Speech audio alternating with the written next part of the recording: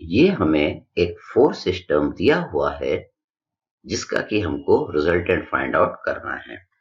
इस force system में 4 force लग रहे हैं।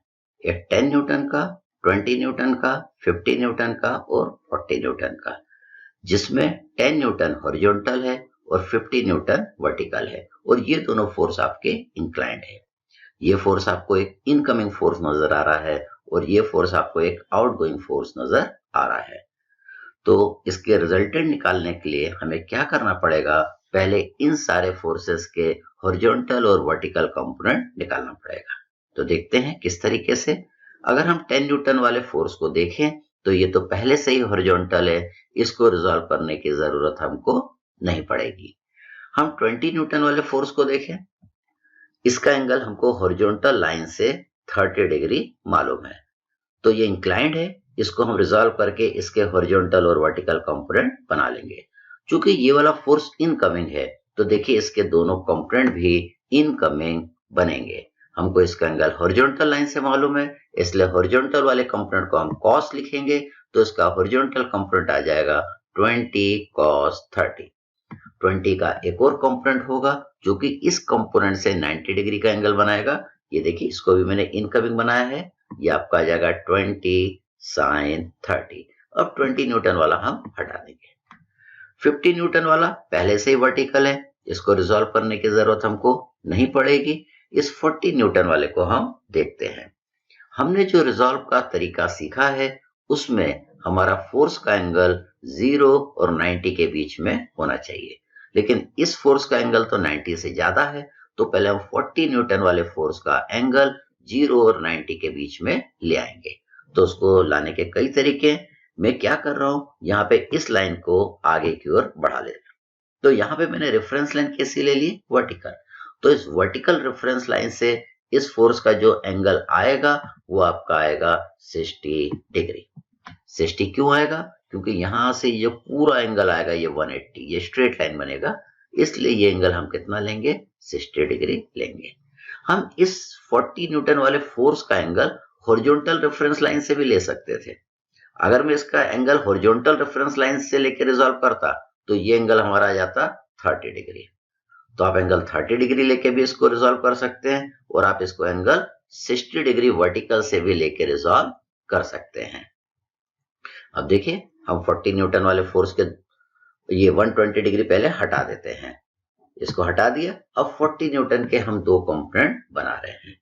इसका देखिए जो वर्टिकल वाला कंपोनेंट बनेगा ये कॉस बनेगा, हमने लिखा 40 cos 60, और 40 का हमने दूसरा कंपोनेंट बना दिया परपेंडिकुलर टू गिवन कंपोनेंट, ये हो गया 40 sin 60। अब हम 40 न्यूटन वाले को भी हटा देते हैं। तो देखिए यहाँ पे फोर्स इनकमिंग था तो आपने दोनों कंपोनेंट इनकमिंग बनाए, यहाँ पे फोर्स आउटगोइंग था और आपने दोनों कंपोनेंट आउटगोइंग बनाए, और इन दोनों फोर्स को आपने रिजॉल्व नहीं किया क्योंकि हम फोर्स को रिजॉल्व करके उनके हॉरिजॉन्टल और वर्टिकल कंपोनेंट बना रहे हैं और ये दोनों फोर्स पहले से ही हॉरिजॉन्टल और वर्टिकल थे। अब मैं फोर्सेस को हटा के आपको खाली कंपोनेंट दिखाता हूं तो आपका फोर्स सिस्टम कुछ इस तरीके से नजर आएगा।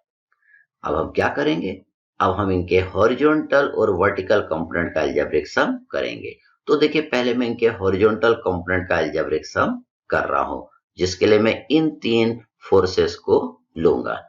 तो जब आप इनके हॉरिजॉन्टल कंपोनेंट का अलजेब्रिक सम करेंगे तो इसको प्लस लिखेंगे, इस वाले को माइनस लिखेंगे और इसको भी आप माइनस लिखेंगे। तो देखिए हमारा सिग्मा एच की वैल्यू आ जाएगी। सिग्मा एच कितना आएगा? +10 -20 cos 30 -40 sin 60। तो सिग्मा एच आ गया। इसको सॉल्व कर लेंगे तो सिग्मा एच की वैल्यू आएगी -41.96 न्यूटन। इसके बाद हम इसके वर्टिकल कंपोनेंट का अलजेब्रिक सम करेंगे। हम वर्टिकल कंपोनेंट का जब अलजेब्रिक सम करेंगे तो हम इसके वर्टिकल फोर्सेस को देखेंगे। तो एक 20 sin 30 को देखेंगे, एक हम 50 न्यूटन को देखेंगे और एक हम 40 cos 60 को देखेंगे। नीचे के डायरेक्शन में ये लग रहा है, इसको निगेटिव लेंगे, -20 sin 30। ये ऊपर के डायरेक्शन में लग रहा है, इसको हम +50 लिखेंगे। ये नीचे के डायरेक्शन में लग रहा है इसलिए हम इसको -40 cos 60 लिखेंगे। तो देखिए ये मैंने इसके वर्टिकल कंपोनेंट का अलजेब्रिक सम कर दिया। इसको जब हम सॉल्व करेंगे तो हमारे सिग्मा वी की वैल्यू आ जाएगी 20 न्यूटन। हमको रिजल्टेंट निकालना है। हम रिजल्टेंट निकालने का फॉर्मूला जानते हैं, R is equal to under root of sigma H का whole square plus sigma V का होल स्क्वायर। इससे आपके रिजल्टेंट की वैल्यू आ जाएगी 46.48 न्यूटन। हमको रिजल्टेंट का डायरेक्शन भी निकालना है। डायरेक्शन निकालने के लिए हम सिग्मा एच और सिग्मा वी की वैल्यू देखेंगे। सिग्मा एच देखिए यहाँ पे निगेटिव आ रहा है और सिग्मा वी यहाँ पे पॉजिटिव आ रहा है। मतलब अपना जो रिजल्टेंट रहेगा वो आपका सेकंड क्वाड्रेंट पे लाए करेगा।